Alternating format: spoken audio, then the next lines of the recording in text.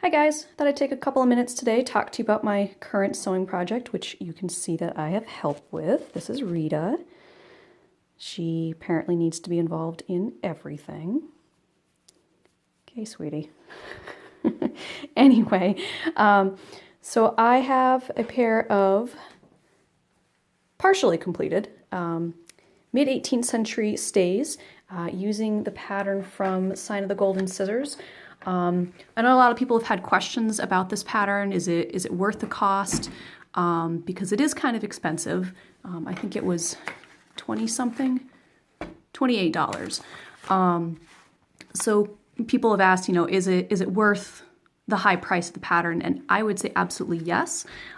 This is the instruction booklet, and you can see there's a lot of pages. I think there's like 30 some odd pages of instructions, and it includes pictures all the way through, step-by-step process. I can't show you too much of that because it is actually copyrighted. But what I can tell you is that, like most of their patterns, it's like one of their weekend workshops in an envelope. So in my opinion, it is worth the price. There's a lot of really good information in there. One of the things that they include, which I really appreciate, are these little documentation cards. So this is actually the original set of stays that this pattern is based off from, and they are front and back lacing, with the option, I believe, of doing them without the stomacher front. And this is the back of the card. So I appreciate the photos of the originals. There's the check lining, the interior. It's just really handy, nice little detail to include. So anyway, I am doing the stomacher front, as I had mentioned. There will be lacing eyelets on either side there to allow for the stomacher, as well as on the back. Those are the back pieces there to lace up. If you hear any noise in the background, that is Rita destroying the rug. Silly cat. I'm using a wool satin. This I purchased from Sign of the Golden Scissors during one of their clearance sales. It's really nice. It does have a very slight sheen to it, but it's not super shiny like a silk satin would be. In the interior, I'm using 2 layers of linen for Burnley and Trowbridge. Actually, I've got scraps here. It's a little bit lighter than I would have liked, but it's a really nice linen. That's the salvage edge there, and it's really nice to work with. So I'm pretty happy with it so far. So yeah, there's the inside. You can see this is the seam allowance here. That's just gotten whipped down into place. It's a little bit messy, but eventually that will be covered with a lining. Oops, here we go. This is the stomacher here and the interior.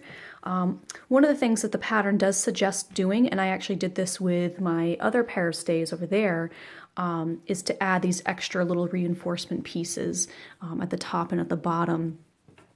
It just gives a little bit more stability to the front of the stomacher, which is really handy. This was the first pair of stays that I made, back in 2010, I think. This pair I did sew entirely by hand. I'm really glad that I did, but they took me quite a while to do.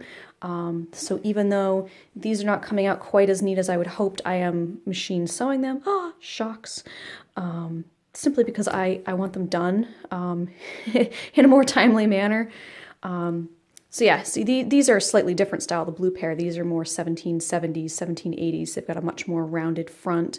There's actually a piece of metal boning that goes across the top to help keep that nice, wide, rounded front, and a piece of pasteboard stiffener for the front, which I probably need to replace at some point. You can see that it's kind of bowed a little bit from multiple years of wear.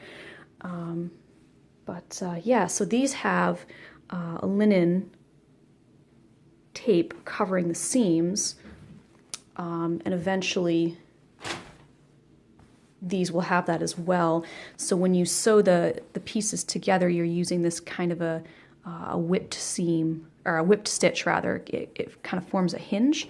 So when you open it out, you can still sort of see the stitches, but all those seams will get covered with a decorative tape of some sort. I'm using a basket caning. This was a 1/4 inch half round. So I can get it to focus there. It doesn't want to focus. Anyway, 1/4 inch half round, and it's actually doubled up. I put the flat edges together and then insert it into the channels. It's what I used on this pair of stays. I know some people have said they don't think that it's strong enough, that it doesn't hold up well enough. But I can tell you after about 10 years worth of wear for that pair of stays, the basket caning has held up just fine for me, even in the tab area here where it's prone to breakage just because of the area of the body it sits. There's a lot of flex there. But honestly, if you're careful, especially when you're transporting your stays to and from events, and nobody sits on them, the basket caning is going to hold up just fine.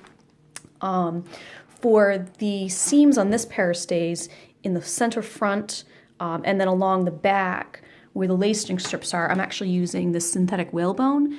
Burnley and Trowbridge sells this, and I think William Booth Draper does. I'm not sure, but I know Burnley and Trowbridge has it. It's plastic, and it's probably the best thing on the market today that simulates baleen, which you can get, but I'm not really sure how you go about doing that. You can use this synthetic whalebone for the entirety of the stays if you want to. I chose not to, but I know some people have, and they've been pretty happy with that as well.